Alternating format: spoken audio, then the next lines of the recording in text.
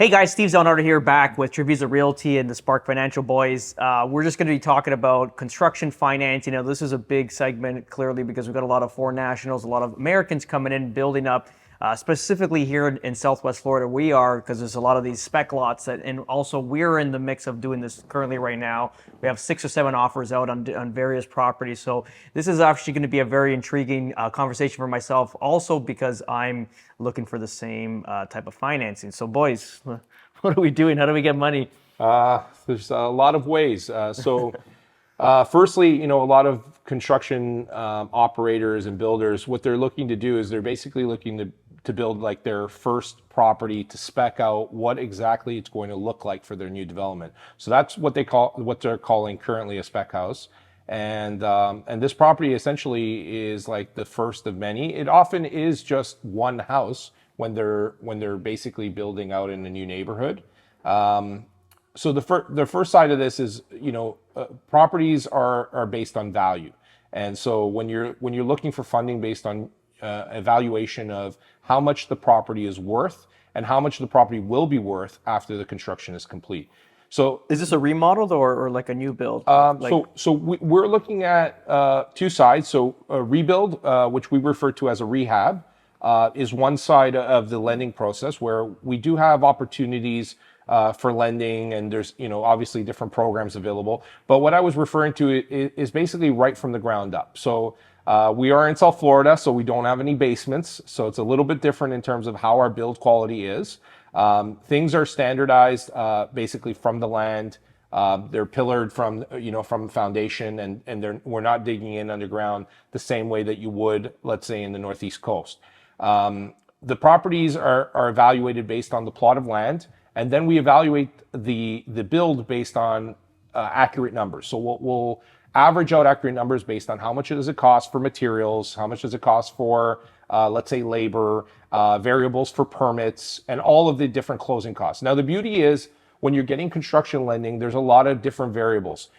One of the things is people are concerned about how much does it cost to carry this, right? Because they're going to be obviously having to pay monthly interest. So a lot of the programs that we're supporting and a lot of the programs which we promote to our clients are interest at the back, which means at the end of your build, which is likely, 16, 18, 24 months, you'll pay the interest accumulated. I'm hoping 3 to 5 months. It's 3 to 5 months, as quick as possible. Turn them over, buddy. Turn them over like pancakes. Absolutely. So some of the spec houses obviously won't take as long. If you're doing a development, you may need up to 24 months. We have terms up to 24 months with options. So that's quite interesting. So you're going to get interest on the backside. So you're going to front the money up. Do you do it out in segments? Like let's say like foundation footings done and slab, and then the shelling of the property is done, which is obviously the concrete block.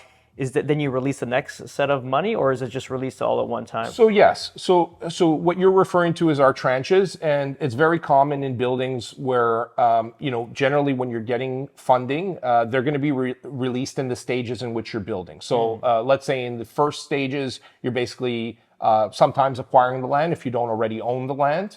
And this is a part of your first stage. When shovels are ready to hit the ground, that's part of the first stage as well. So they'll start excavation and the build out, and obviously go according to the original plans. And then the second stage is end of second, early third stages. You're starting to look at framing and build out for blocks, and that's another stage for where material is going to get very heavy. Costs are going to start coming up, and that's where the release of the funds are coming out in these stages. When let's just say now, because we're in like I said, we're in the process of doing this ourselves for our Treviso Homes company.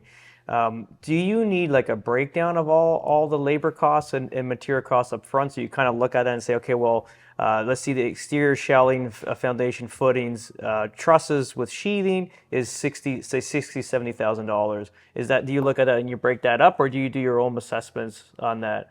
No, absolutely. We look at what we provide. We would have the builders break that up and provide a pro forma, which basically allows us to look at every segment, all the way from what the land cost is in purchase to what the land value is based on that purchase. Sometimes people are purchasing land at a lower cost than what the land value is currently in that market. So second, off-market purchases. So if you're buying land and it's off-market, maybe from somebody you know, or maybe it's somebody that doesn't want to go direct into the market. They want to go to a private sale. So these costs are variables. But just to answer your question directly, a lot of these layered costs, land, the cost of build, the cost of materials, all of this stuff has to be broken down very thoroughly into a kind of an analyzed pro forma. And we also want to see what that looks like in terms of the end result. So we want to know, okay, what is the total cost to build? And then what is the market value of the actual sale price of that property? So that way we can evaluate what LTV is, total loan to value. And we can also see what LTC is, loan to cost, which is very important because when we're looking at loan to cost, we're looking at how much money are we able to give you to maximize your opportunity to build to get the highest LTV. So, but basically, you're going to lend. Let's just say it's going to cost me with land like $350,000. Let's say to build, right? Like what we're not building anything like fancy and stuff like that. What you're seeing up in maybe Fort Lauderdale. This is like more traditional family homes. So we're going to turn over like, let's say, a $350K. So Right. you would lend a $350. So that's cost of material, land. So cost of material, land, and labor clearly. Yes. So generally, So you would charge a percentage on the $350 that we would need. For sure. So just to explain, most of our borrowers are qualifying for lending up to 85%. That's our maximum lend amount. So that means 15% of the purchase price and the closing cost should be brought by the borrower. So that's the starting point. So we're loaning up to 85% of the total amount of the loan to cost.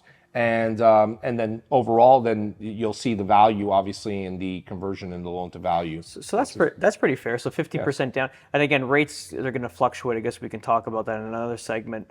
But yeah, that's quite cool. I like that. Yeah. Just to piggyback off of what Daniel said here about the construction loans, we do also offer a program where the loan amount, the limit is 750,000, and you can put 5% down, and that includes the land purchase and the construction. So that being said, if it's an investment property, you can do up to 4 properties, and the down payment would be 15%. So it's definitely an option. 5% down on a primary, it's pretty ridiculous. You find a nice piece of land, you build your own house, and you're putting 5% down. So it's a very interesting program right now, and people are taking advantage of it.